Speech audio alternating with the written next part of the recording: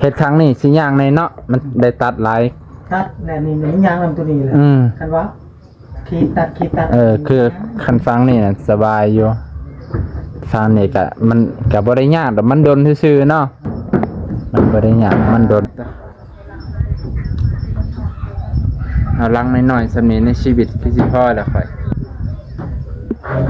พอได้อยู่ได้เศร้ามีรถจักรคันหนึ่งรถไถคันหนึ่งพอละได้ไถนาบ่ยังหลายดีเด้อเอื้อยพ่อเอื้อยไอ้ไล่สบายดีอ้ายโดยสบายดีกำลังจะบาดจะพอดีไล่โดยสัมภาษณ์ต่อเด้อ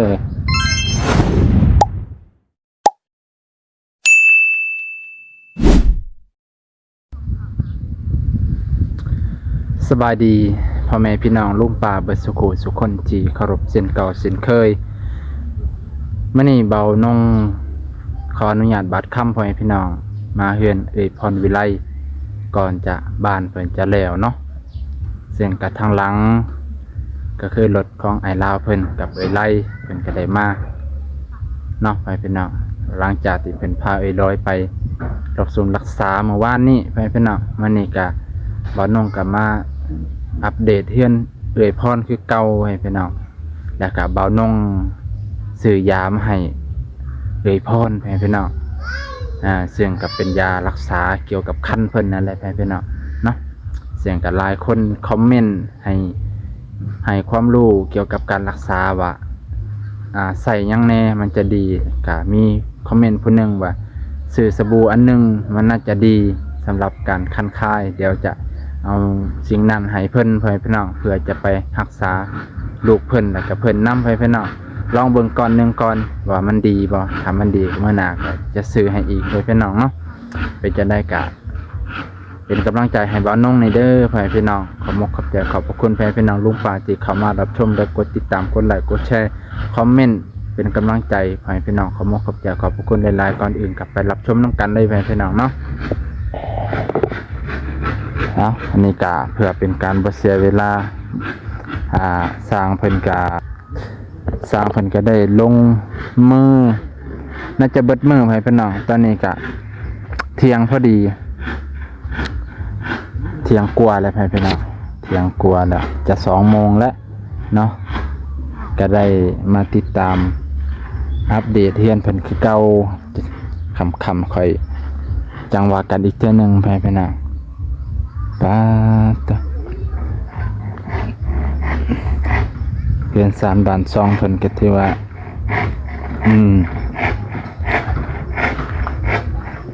แอม2ข้างนะพี่น้องเป็นแอม2ข้างแล้วป้าตโอ้ย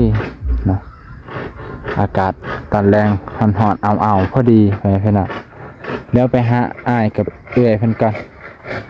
ไปทักทายสบายดีก่อนพี่น้องนะถือว่าจะพบพอกันอีกครั้งหนึ่งสบายดีเด้อเอื้อยพอเอื้อยไอ้ไล่สบายดีอ้ายโดยสบายดีกำลังจะบาดจะพอดีไล่โดยสัมภาษณ์ต่อเด้อนะฮักกะมาลังแรกกะมาพ่อเหมือนโดยพี่น้องก็ไปทักทายอ้ายเพิ่นแล้วนะเพิ่นก็กำลังสัมผัสเอื้อยเพิ่นอยู่เดี๋ยวขึ้นเฮากับใครก็ว่าลังนี่งามพี่น้องเหมาะเจาะเหมาะสมถึงสิลูกน้อยก็ยาถึงสิลูกหลายก็ยาลูกหลายเพิ่นอาจจะกระจายกันนอนดอกบ่ยากดอกเรื่องนี้ขอให้แม่มีหมองนอนก่อนโอ้นางหลานเพิ่นนี่คักอะไรพี่น้องนางหลานเพิ่นนี่นะนางร้านตอกคักลิมิตชิดบ่มีฟิวบ่มีหัวไม่มีรั่วไม่มีฟิวเนียบพี่น้อง เพิ่นก็สิต่อขึ้นไปเรื่อยๆไปแหละปิดหมดเลยโอ้สุดยอดเมื่อวานนี่เพิ่นน่าจะใส่ตัวนี้แหละพี่น้องทางนี้มันจะง่ายแน่มันบ่มีหน้าต่างปล่องเยี่ยมนะเปิดก็เลยง่ายแน่นี่แหละแล้วก็วันนี้แป้นก็เพิ่นบ่เสียหายหลายปานใดพี่น้องพอดีเลยตัดต่อบ่ต้องตัดบ่ต้องต่อช่วงนี้ด้านนี้มันเป็นด้านที่แป้นยาวพอดีนะอุ้ยคักขะลิเดี๋ยวจังหน่อยจังไปหาเอ่ยเพิ่นไปนะนะไปหาเอ่ยเพิ่นมาเบิ่งไอ้สร้างเพิ่นพ่อช่างพี่ช่างนะพี่ช่างไม่ใช่พ่อช่างต้องเรียกพี่เพิ่นยังหนุ่มยังน้อย เอา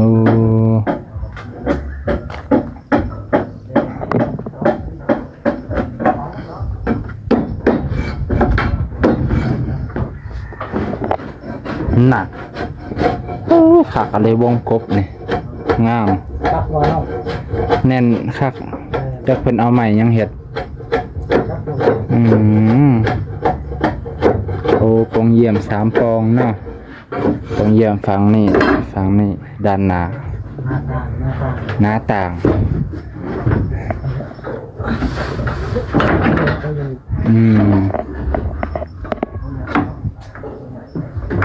ลุยติ คนตกที่หน้าต่าง อ๋อไล่ลงที่หน้าต่างเจ้าคิดฮอดไฟบ้างดอก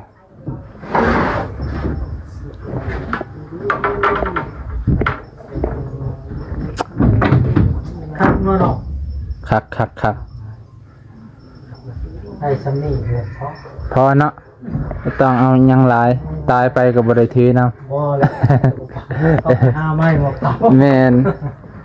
บ่สมมุติว่าได้ลูกได้ลูกหลายๆแล้วก็เอาออกเพื่อนต่างเอาซำนี้พอ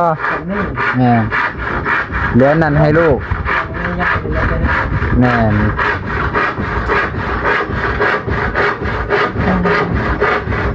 ไอ้ซัมนี่นะครับได้รถได้ยังที่กว่าสะดวก เนาะมีรถลานยานพาหนะพอได้ไปได้มาพอ บ่ต้องเอาด้วย บ่ต้องเอาลังใหญ่มาลังใหญ่ลังโตดอกเนาะ บ่ต้องเอาอะไรครับ แต่คิดแบบนี้ก็คักอยู่บ่ต้องมันเหมาะคือกับแบบผู้เฒ่าผู้แก่อายุ60ขึ้นก็เอาซำนี้แหละพอได้นอนลังใหญ่ๆก็ให้ลูกให้หลานหาเพิ่นมีลูกหลายเฮาก็จังได๋ก็ไม่ไกลฟังอยู่เลยพออยู่พอนอน เกินไม่ไกลฟังไปนะเฮ็ดครั้งนี้สิย่างในเนาะมันได้ตัดหลาย ตัดแน่นี่มันยางลำตัวนี้เลยคันว่าขีดตัดคือคันฟังนี่น่ะสบายอยู่ฟังนี่ก็มันก็บ่ได้ยากดอกมันดนซื่อๆเนาะมันบ่ได้ยากมันดนมันหลายขั้นตอนไปนะ บ่ได้ตามมันน่ะมันสิขี้ละ ต้องได้บากต้องได้ถากแปดแล้วก็ได้ตัดลงน่าจะแผ่นหนึงน่าจะได้โอ้บ้านนี่ก็ยังโหนอยู่เด้อ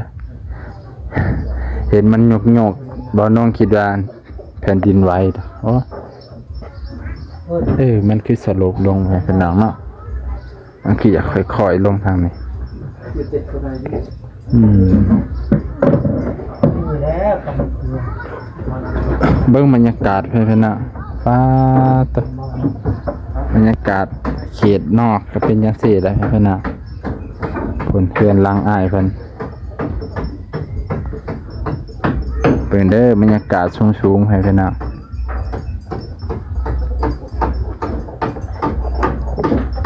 ถ้ามีโดรนแห้งคักเลยบินสูงๆเบิ่งหมู่บ้านแต่ก่อนนี่สมัยบ่าวน้องน้อยๆอายุ10กว่าปี10ปีบ่าวน้องใหญ่หมู่บ้านนี่ออกไปแล้วใหญ่หมู่บ้านนี่ใหญ่ออกจากหมู่บ้านนี่แล้วตอนอายุ10ปีนะ แล้วบัดนี้ตอนอายุ5-6 ขวบนั่นแหละช่วงที่ยังอยู่บ้านนี่หมู่บ้านนี่รู้สึกว่าแน่นคนแน่นเลยดิเพิ่นน่ะแน่นคนก็หลายบ้านก็หลายรู้สึกว่าติดกันเพราะว่าจังได๋ตะกี้มันบ่ได้กระจายกันอยู่แถวหน้าเพิ่นน่ะบ่ได้กระจายออกนอนหน้าเดี๋ยวนี้มันอิสระก็คือใครสิไปนอนหน้าก็ได้บางคนก็เฮ็ดบ้านอยู่หน้าเลยต่างคนต่างอยู่หน้ามันก็เลยบางๆลงตอนน้อยๆเนี่ยเป็นหมู่บ้านที่บ่าวนุ่งอยู่ตั้งแต่เกิดจนฮอดประมาณ 7-8 ปีนี่แหละ7 ขวบก็ได้ย้ายออกจากนี่กลับไปอยู่แถวดินของบ่าวนงนะเป็นหมู่บ้านน้อยๆคือกันได้ย้ายอยู่2 เทื่อให้เพิ่นเนาะบ้านบ่าวนงเทื่อแรกอยู่หน้าแถวที่2อยู่ปัจจุบันติดถนนเลยโอ้ยยังวะโอ้ชวนเอ็นพรเพิ่นมีบางคนแนะนำว่าทัวที่ใบเหลียงนี่ก็คือมันน้ำบ่พอบ่าวนงก็คือว่าหดเสาหดแรงอยู่เนาะ แต่ว่าหามันเป็นสีเน่าๆไปพี่น้องเบิ่งคือกับน้ำหลายโพดก็บ่แน่ใจแต่สิลองโฮดเบิ่งหลายขึ้นกว่าเก่าก่อนคือกับพ่อแม่พี่น้องแนะนำมา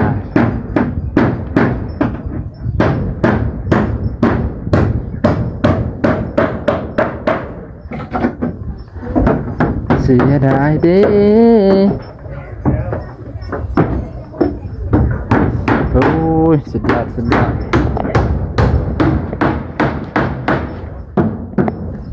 ปาตะเอาลังหน่อยๆสำเนียงในชีวิตคือสิพ่อแล้วค่อยพอได้อยู่ได้เศร้ามีรถจักรคันหนึ่งรถไถคันหนึ่งพ่อแหละได้ไถหน้าบ่ยังหลายชีวิต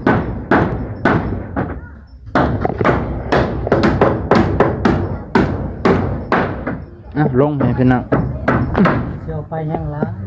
แม่นเสียไปยังหลายชีวิตนี่มาก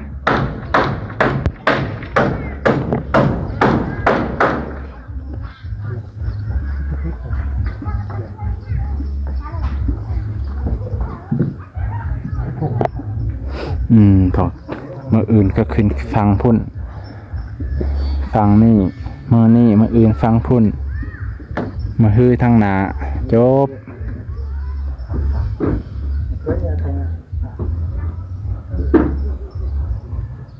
ว้าตะอากาศช่วงบ่ายๆไปพี่น้องจะร้อนมาก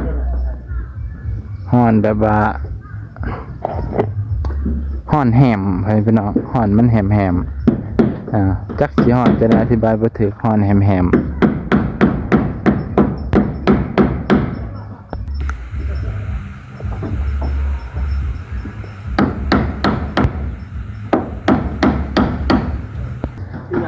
เพราะว่าอากาศมันเบิ่งท้องฟ้าไปพี่น้องสีฟ้าเบิดเลยบ่มีเมฆเลยจักแหมบ่แหมร้อนแฮงนะไปพี่น้องตะไปพี่น้อง